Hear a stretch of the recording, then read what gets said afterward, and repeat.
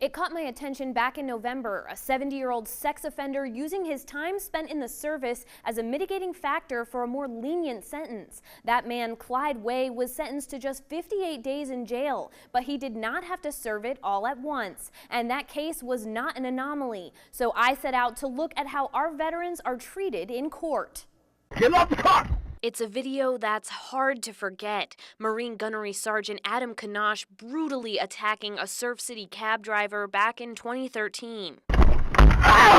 After pleading guilty to assault inflicting serious injury, Kanash was sentenced to 5 years probation. His military service and subsequent post-traumatic stress disorder used as a mitigating factor. North Carolina General Statute 15A-1340.16. That law allows the defense to consider a veteran's honorable discharge when discussing sentencing in open court. If someone has some traumatic experience or catastrophic stress that would lead to a symptom such as PTSD, it would be helpful to a judge in sentencing in terms of what treatment may be available or in terms of the length of an active sentence. But when should service come into play in a court of law? I think it's appropriate in any charge where a person accused of a crime has served honorably in our armed services. That could mean anything from traffic violations to violent crimes. I'm gonna kill you. For District Attorney Ben David, it has to have relevance. I think in terms of which cases, you primarily see it in a couple of really big contexts. One is drug offenses, possession cases, and ones involving, it usually starts out with prescription drugs for things like pain, and then it graduates into other harder substances, for instance, heroin, cocaine, things like that. The other thing that we see is sometimes because of the post-traumatic stress, it shows up with domestic violence situations, with issues involving their spouses, their girlfriends, things like that. But as Judge Ola Lewis explains, military service does not single-handedly influence a ruling. Both the aggravating factors and mitigating factors are merely tools of the trade. Things like severity of the crime and prior criminal records also influence a sentence. I think there is an increased awareness of the fact that we have more veterans coming through the system. But the question remains, should honorable military service have any influence on criminal punishments? David says veterans are not the only people who sometimes receive consideration based on factors not involved with a crime. We do that with young children committing offenses. We do that with older folks who might be experiencing a whole different type of challenge because of, for instance, dementia or senility. David says it's not special treatment.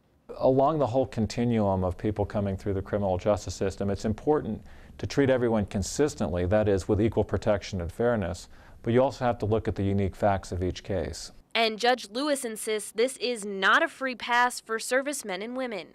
It is certainly not a get-out-of-jail-free card for members who served honorably in our armed services protecting our freedoms. So after all this talk from legal experts, how do veterans feel about this defense? I sat down with John Burns. He served in Somalia with the Marine Corps, in Afghanistan and Iraq with the Army National Guard, and was even deployed to Ground Zero on September 11th, 2001. Well, I don't think veterans deserve, because they have the V after their name, any particular special treatment. Burns remains active in the military community today through organizations like the American Legion, VFW, and Concerned Veterans for America, to name a few. He says military service as a mitigating factor is really a symptom of a much larger problem. I personally see the whole veterans leniency issue in light of a major need for criminal justice reform in our country and in our state overall. Burns is not denying that veterans can have circumstances that are different from someone who has not served, but being a veteran and having PTSD are not mutually exclusive.